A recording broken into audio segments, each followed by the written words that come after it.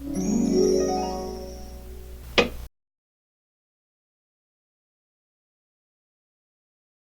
Bible Treasury, New Series. N5. A monthly magazine of papers on scriptural subjects. Volume 25, Article 17. 1904 and 1905. The Latter-day Kings of the Book of Daniel. There are 4 rulers brought into special prominence in the latter part of Daniel's prophecy. Each of these will take a more or less active share in the great drama, about to be enacted here below, immediately preceding, at, and just after, the Lord's coming in judgment of the habitual earth. They are designated respectively by the prophet. The little horn of the 4th empire, Daniel 7 verse 8. The little horn out of the 3rd empire, Daniel 8 verse 23. The king who shall do according to his will in the land, Daniel 11 verse 36, and the king of the south, Daniel 11 verse 40. The first 3 are more fully noticed in the word, whence it appears that they will take each his allotted part in the coming struggles of the nations for supremacy. These kings have many things in common apparently. They are, therefore, often mistaken the one for the other by prophetic students. Yet there are differences in their rise, political aspect, and religion, by which each may be clearly distinguished from the others, without doubt or confusion. In the interpretation given to Daniel by the Holy One, Daniel 7 verses 17 to 26, the 4th beast is said to be the 4th kingdom upon the earth, the Roman. When the political power was taken from the Jews because of their unfaithfulness, it was handed over to the Gentiles in the person of Nebuchadnezzar, Daniel 2 verses 37 and 38. Thus his kingdom was the first of the worldwide order. After it came the Medo-Persian, then the Grecian, after that the Roman. Here, however, Daniel 7 verse 7 and onward, the Spirit of God views the Roman Empire in its last aspect. It had 7 successive heads, and 10 horns, which are 10 contemporary kings. Formerly it was a consolidated empire with but one leader and at length 2 or more. But about the 5th century the Goths, Vandals, etc., broke it up, and it ceased to be an empire, being divided into separate kingdoms. In its resuscitated form, however, there will be imperial unity through one chief of the beast or empire.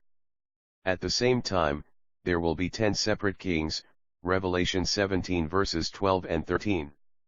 From the midst of the 10 horns, or kings, rises a little horn. At first, he is insignificant politically, but intelligent and arrogant. By his conquests 3 of the 10 horns are brought under his dominion, and, through power or policy, the remaining 7 give him their allegiance. He thus secures the mastery of the 10 and becomes the most powerful potentate of the West. In Daniel 8, we are introduced to another vision and its interpretation also. In a few words, the rise of the Greek or Macedonian Empire is given, and Alexander's rapid conquests are depicted in a most graphic manner. Then follows on his death, soon after, the division of his vast empire between 4 of his generals, verse 8. Out of one of these divisions comes a little horn, or king, which increases in power and becomes great through craft and force of arms, verses 9 and 10. This was undoubtedly Antiochus Epiphanes, the bitter enemy of the Jews and of their religion, who indeed used every means in his power to heathenize or crush them out of existence. In the last of the indignation the king of fierce countenance, verse 23, whom Antiochus typified, will have his seat of government in the very quarter where Antiochus had his power, i.e. Turkey in Asia. Elsewhere, Daniel 11 verses 40 to 45, he is called the king of the north to distinguish from Egypt's then king, and also in Isaiah and Micah the Assyrian, because he will be the representative of Israel's old oppressor. It is well to notice, in passing, that the little horn of Daniel 7 rises out of the Roman Empire when it is finally divided into 10 kingdoms, whilst the king of fierce countenance comes out of the Syro-Greek kingdom. They are not only not the same person, but persons wholly opposed. In Daniel 11 verse 36 another important personage comes into prominence in a most abrupt manner. He is called the king distinctly and solely, characterized by self-will and extreme self-exaltation. That he is a Jew seems clear from the fact that he is said not to regard the God of his fathers, which is not at all a Gentile designation, nor the desire of women, alluding to the honor sought by Jewish maidens to bear the Messiah. But unlike him, this king will not own the God of Israel as Lord, but while setting up himself will honor a God whom his fathers knew not. From the expressions glorious land and glorious and holy mountain, verses 41 to 45, we may not doubt that the sphere of his government is Emmanuel's land. In Isaiah 30 verse 33, as well as Isaiah 57 verse 9, this personage is also spoken of as the king. Also for the king, it is prepared. Thus the king and the Assyrian of the same chapter are really two instead of one. Notwithstanding they are too often confused. The Spirit of God gives a short notice of the king of the south, in contrast with him of the north. The seat of his rule is Egypt, south of Palestine, as Turkey in Asia is north of it. Further details come under his political aspect. Thus then we are introduced to four distinct rulers: 1. The little horn of Daniel 7, 2. The king of fierce countenance or little horn of Daniel 8, 3. The king in the Holy Land of Daniel 11 verse 36, 4. The king of the south or Egypt. Such are these kings, looking at their political aspect. Nevertheless 1 and 3 act together in the future, because they will make a close compact the one with the other, though their respective seats of government are widely apart. After the two tribes, Judah and Benjamin, have returned to Palestine, and the king, 3, is reigning over them there, another great power north of the land threatens them with invasion. The head of this power is the king of fierce countenance of chapter 8, called also in chapter 11, King of the North. In Isaiah 14 verses 24 to 27, he is designated the Assyrian, and is the bitter enemy of the Jews. To counteract this threatened invasion, the king, 3, in league with the then great power of the West, the future Roman emperor, 1, calls his ally into the crisis. This agreement is mentioned in Isaiah 28 verses 15 and 16, where it is called a covenant with death and hell, instruments of Satan. In Daniel 9 further details as to time, etc. are given. The Roman emperor, 1, shall confirm a, not the, covenant with the many, i.e. the mass of unbelieving Jews, for 1 week or 7 years. His armies are afterwards sent to Palestine to oppose the, 2, invaders' hosts. But the covenant with death will not stand, for the overflowing scourge, or the invading army, will pass through, and the Jews will be trodden down by it, as we read in Isaiah 28, Zechariah 14 verses 1 and 2. These scriptures inform us that this same leader, 2, extends his conquests even to Jerusalem, and besieges the city with a measure of success. Half the city is taken, and its inhabitants led into captivity.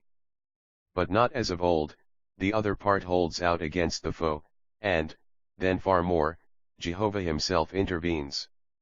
The king of the south, 4, comes up, but is opposed by the king of the north, since we find that the king of the north, 2, turns away from Jerusalem, and overruns the countries where the king of the south, 4, rules or has influence, Daniel 11 verses 41 to 43.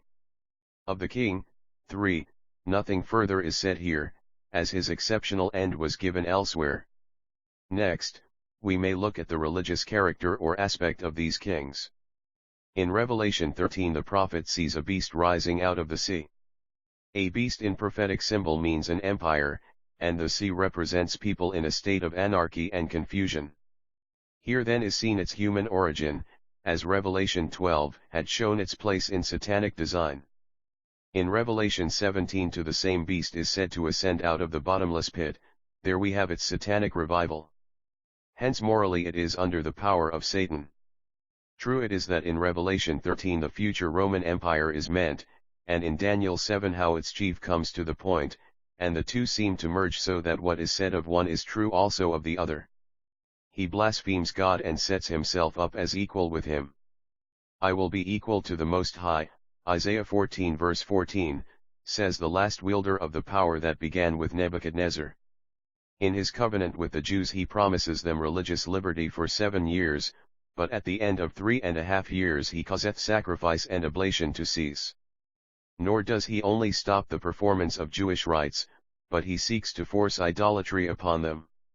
Of the faithful among the Jews who will not bow to the image set up in the temple, some will be persecuted to the death, others will flee into the wilderness to escape. Compare Psalm 42, Matthew 24. A remnant will be spared and delivered when the Lord appears in glory, to become a strong nation. Next, the prophet sees a beast rise out of the earth, that is, a political power rising out of a more settled state of affairs. But, as with the former beast, the power is wielded by a man, and this one lamb-like in appearance with a voice that is satanic.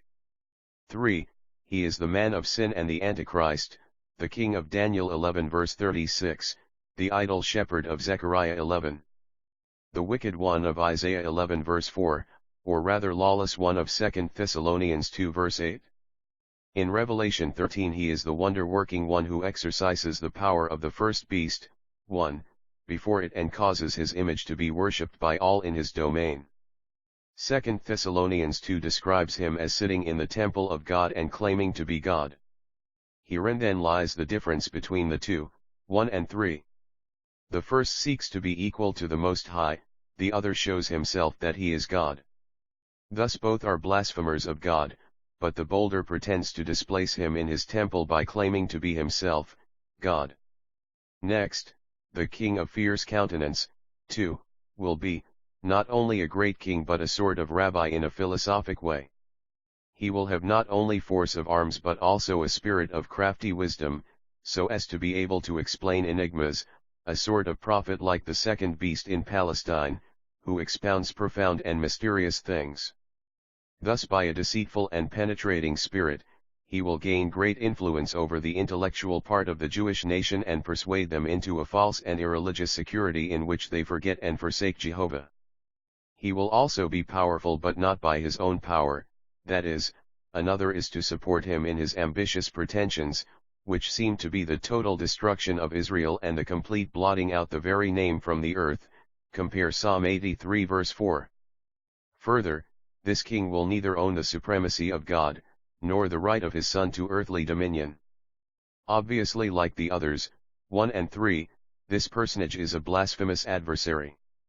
Who can doubt that the king of the north is supported by Gog, the Tsar of all the Russias? He is his suzerain, and farther north still. We have lastly to consider the end of these kings. What leads up to all is their opposition to the authority of the Lord Jesus. God's decree is that his Son shall be declared king over all the earth, and he invites the kings of the earth to submit to his rule, Psalm 2 verses 9 to 12. But they follow their own way and are guided in their policy by the overpowering object of self-aggrandizement. Nevertheless, God's decree is sure and irrevocable, and he will carry out his purpose in spite of earthly kings and their intentions.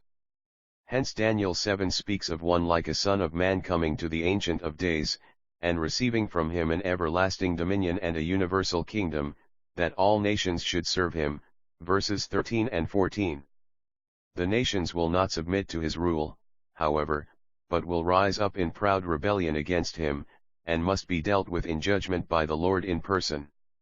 The first gathering of nations against the Lord will be the Western or European 10 kings under the revived beast's chief, or emperor, 1, with the third king, 3, the religious chief of the future, but lieutenant politically as king of Palestine, in Revelation 19. He is designated the false prophet simply, verse 20. Whatever dominion he had, he is seen in his ecclesiastical character, as a teacher of lies, in which capacity he denies not only Jesus as the Christ but also the Father and the Son. When Babylon is judged and gone, there remains still this lawless ecclesiastical power which had wrought with the beast, Revelation 13 verses 12 to 18. Compare also 2 Thessalonians 2 verses 3 to 9. Both meet with the same tremendous judgment at the hand of God. These both were cast alive into the lake of fire. See also 2 Thessalonians 2 verse 8. Thus summarily will end the earthly career of these two atrocious enemies in chief. After this the king of the north, too, having heard, it would seem, of the destruction of the beast and the false prophet with their armies at Jerusalem, comes up a second time to complete his conquest of that city, compare Zechariah 14 verse 3. His thought may be that, as its western allies are destroyed, he will be able to make him an easy prey, Daniel 11 verses 44 and 45. But his intentions are vain.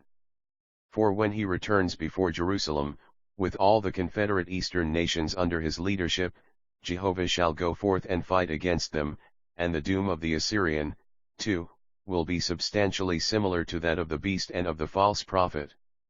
If the beast and the false prophet were thrown alive into the lake of fire when the Lord shone out from heaven, the Assyrian must follow a little later, Isaiah 30 verse 33. The Lord Jesus will assign the doom on both these occasions, and it will be executed. First of all, from heaven, he deals with the beast and the false prophet, then on the earth, he will go forth as king of Israel but in an incomparably glorious way, and thus dispose of the Assyrian at the head of all the combined nations of the east, as the western powers had been destroyed with the beast. Here, too, the Lamb shall overcome, for he is King of kings and Lord of lords. We see, then, from what we have gathered in the word of truth, that each of these latter-day kings, though in some respects similar to the others, yet has certain features in connection with his career which necessarily and obviously distinguish him from the rest. At the same time, there must be the simple dependence upon the Spirit of God and the diligent study of His Word, if one would clearly understand the various truths taught therein. Thus does the hand of the diligent make rich, and such riches bring no sorrow with them. The fifth personage, one might add, the Emperor of the Rushes, in that day goes forth as in Ezekiel 38 and 39. But this may await another paper, as it is somewhat later than even the destruction of the Assyrian. WTH